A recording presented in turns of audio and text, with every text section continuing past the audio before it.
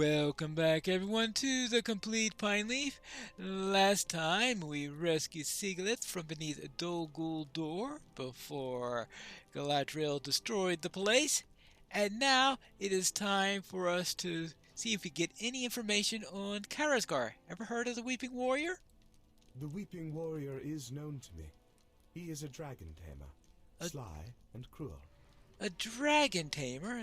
That's interesting. Yes, the Weeping Warrior has troubled my people for many years. I long suspected that he had some part in the rousing Smaug the Golden from his lair into the Arid Mithrin, but lacked the proof of it. Smaug is long dead, but Karasgar remains, a constant thorn in the side of my people and others in the north.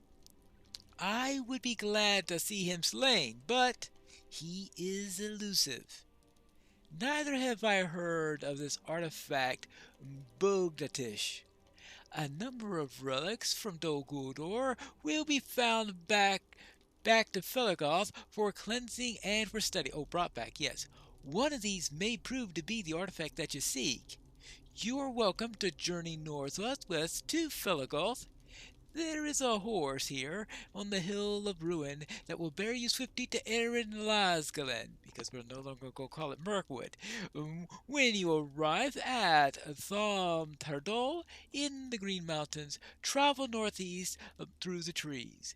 You will find my halls and the caverns beneath the hill of Carindorn.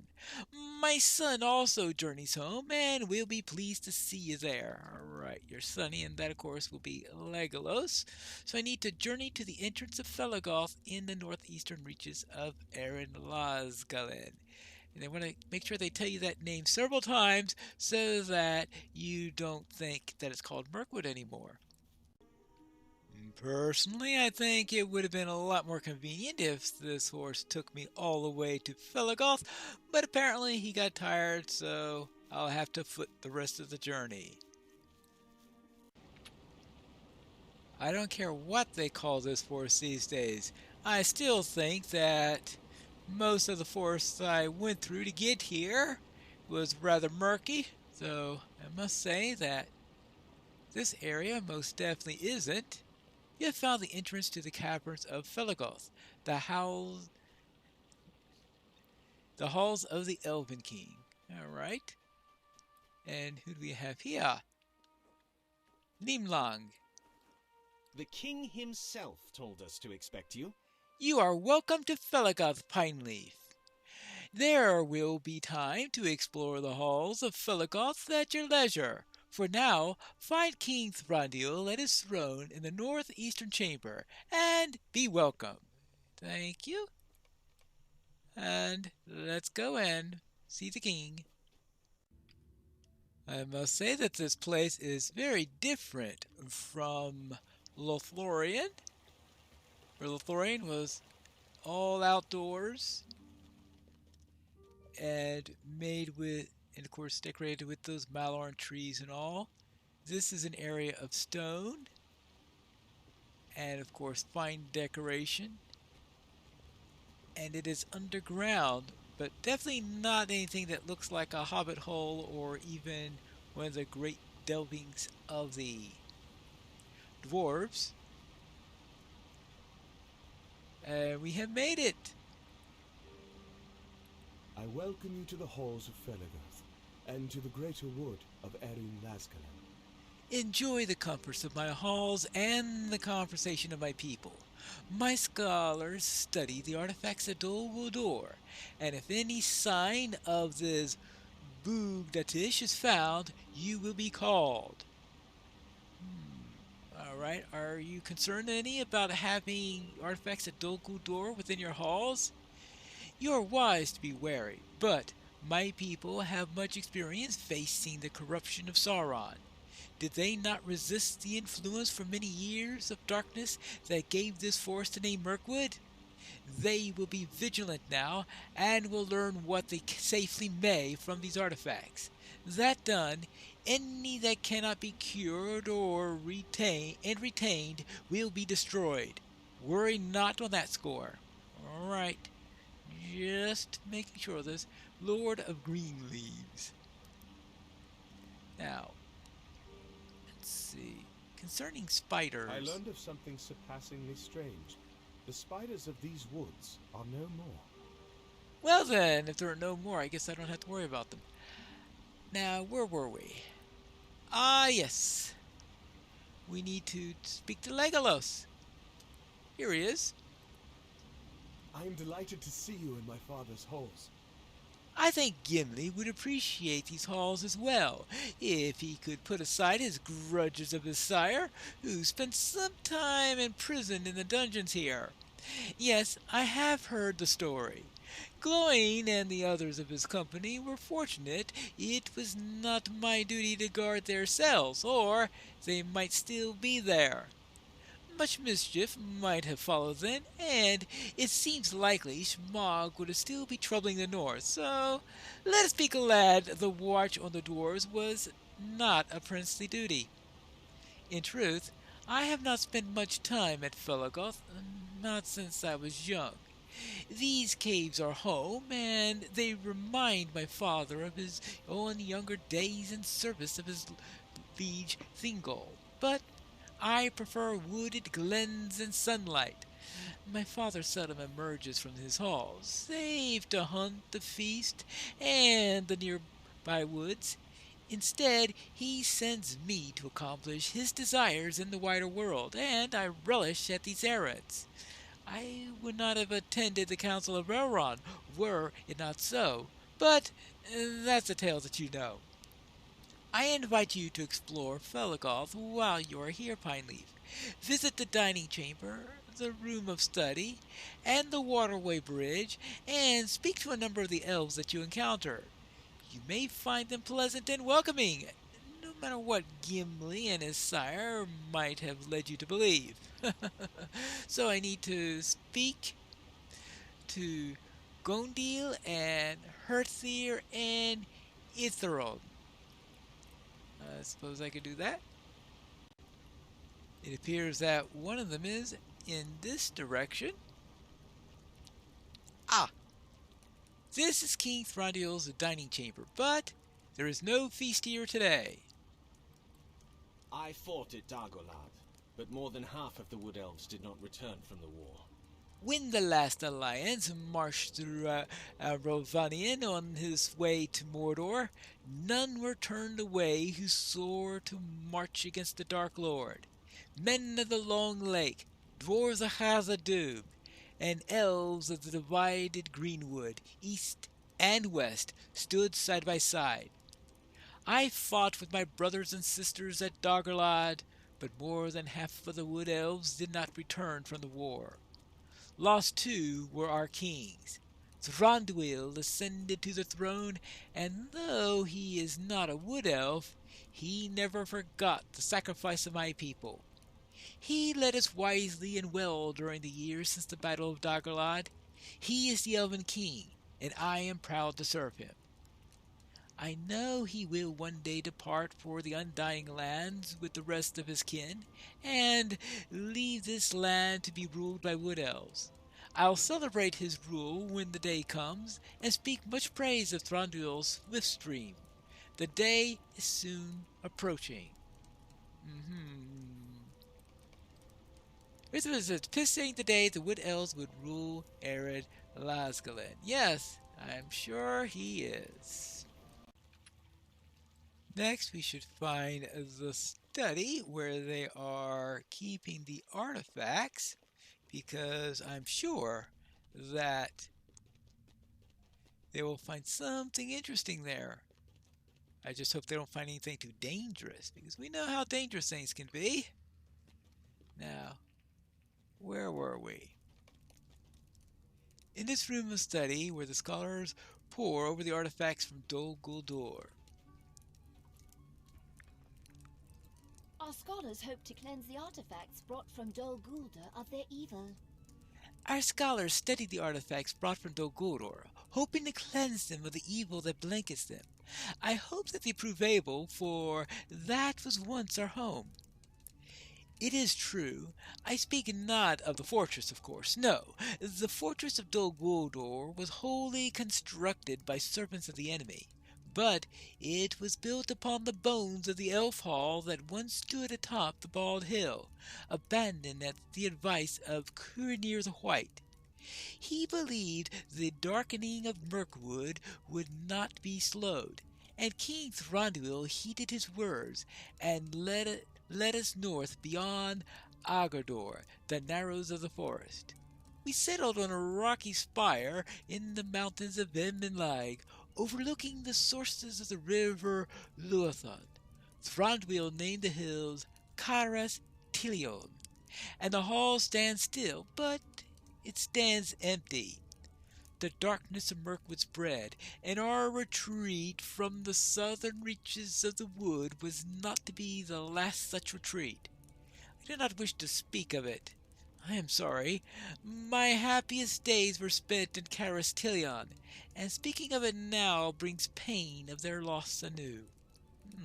Interesting. But it looks like that they abandoned the bald hill where Dol Guldur was from Saruman's advice. Interesting. Most interesting. Here we have a bridge over the river. Quite a fast stream it is, too. These caverns were carefully shaped over hundreds of years. And now the beauty of this cavern is a comfort to me. So too is it a reminder that even amid darkness, wood elves and grey elves working together can achieve work of grace and splendor. So too can it be between the elves and dwarves. There has been trade between our peoples, to be certain, but that is a history troubling and long. There may now be friendship and peace between the elves and wood and the dwarves of the mountain, but it was not always so. In Erebor, the lonely mountain of the dwarves, their miners unearthed a shining white jewel of surpassing brilliance. King Thranduil believed that it to be nothing less than one of the lost Cimrils, and demanded to see it. But Thrain of the dwarves refused. Thranduil shut the gates of Felagos to the dwarves, and only the counsel of Mithrandir and his assurance that the white jewel could not be a Cimril repaired both broken bonds of friendship. They were later restrained again, but of the necklace of Geryon it is not my place to speak. Ask the Prince Legolas of it if you must, and I will say naught of it now. All right. Well, interesting. So there have been two strainings of their relationships. One was a necklace, the necklace of Geryon, and the other one was related to the Arcanstone that they thought might have been a Cimril. Yeah, I know. Cimrils, they just tend to be a sore spot with the elves, I think. I wonder if I should mention anything about the necklace. How did you enjoy your exploration of my father's halls? The necklace of Geryon is a subject about which my father prefers not to speak, and I will respect his wishes. I will say only this. The Guiramir was crafted by dwarves and gifted to the bride of Thingol, my father's liege. When he was murdered, she cast it away in disgust, and it was lost for thousands of years. It came in the end to the dwarves of Erebor, and seeing it was there inflamed my father's anger, as you surely can understand, Pineleaf. When Shmaug came, my father turned the dwarves away, and they became a people in exile. I am not proud to recount this to you. The matter was resolved in time, and I don't wish to dwell upon it. There are dangers and troubles enough to face now, without dwelling upon old injuries and half-forgotten insults. All right, so best not to speak of it then. Let us instead look to the dangers that await my people in Aryan Lasgalan today. It is mere hours since I returned, and I already have heard tell of orc spies in the forest. We should seek the scouts my father dispatched and see what they have learned about these spies. Gardelin and Dinalas patrol the woods southeast of Torquemel. Let us go to them and hear their report. All right, very well then. Let's go and here's some reports about spies. And we're talking about the orcish variety. Yep, this section definitely looks a little bit murky. Also looks a bit webby. I thought the king said something about the spiders having disappeared. Obviously, there is some slight exaggeration to how I interpreted that particular remark. Well then, let's see if we can find Legos. Why did Legolos... Oh, that's right. We're supposed to be checking up on scouts. Maybe the scout is checking up on this whole spider business. I can understand that. Oh, hold on there. That is a spider. Well, obviously they didn't all leave. Yuck. Well, if most of them did leave, then maybe at least I'm not going to get surrounded by a whole bunch of spiders or anything like that, because that would be nasty. Now, where is Legolos? It looks like we found Gardelin. Any friend of the prince is friend to me also. I bid you greetings and courtesy, and the safety in the wood. There are orc spies beneath the canopy of this wood, and they have stirred other creatures into wakefulness with the tramp of their filthy boots. I don't know what has brought them hither, but any errand of theirs is certainly imposing the will of Thranduil. Daedalus went in search for them in the direction of Carastilion. Before you follow him, will you slay some of the foes the orcs stirred in their wake? Alright, I need to defeat foes in Aaron Lasgalen. Oh, well, okay, I suppose I could do that. Does that mean like this spider here? I mean, I would assume that this is a foe in Aaron Lasgalen. Yep. So I'll just defeat a few more of these and then head on out to the old home of these elves that is apparently have fallen into ruins over the years. Up here I see the old home of the elves. Long abandoned, of course. I believe I need to find the scout who is right here. Dinalas. Hello? How has the prince fared on your journey? It's a pleasure to meet you, Pineleaf. Tell me how our prince fared in your journey beneath the trees, if you could spare the tale. Long ago, at the king's request, I taught Legolas much of the woodcraft.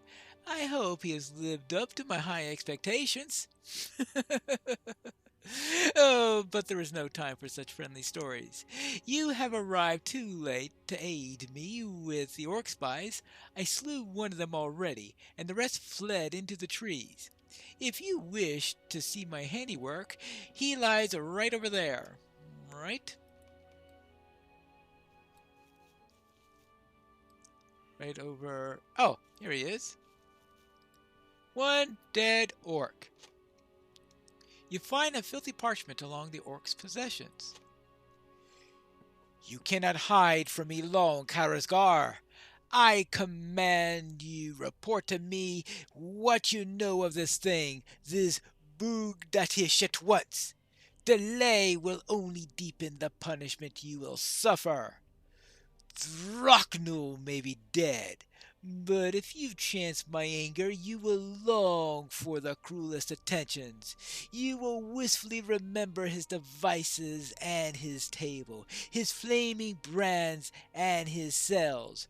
Return to Gorgoroth and give me what I seek. Risk not the ire of Ugrachor. Well, that didn't sound too nice. The orc carried a letter from its captain? Show it to the prince. Yes, show this letter to the prince, for it may contain some information that could be used against them. Now, what's interesting is... Alright, this is a letter to Karazgar. And you would think that whoever wrote the letter first language would be Black Speech. The Orc Messenger's first language would be Black Speech.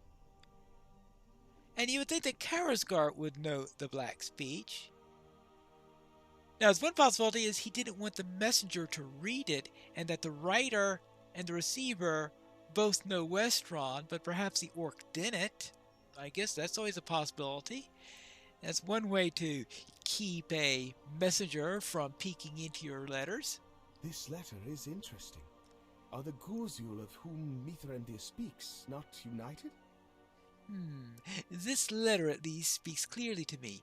Urhor and Karazgar are at odds, and the captain of the pit seeks knowledge only possessed by the Weeping Warrior.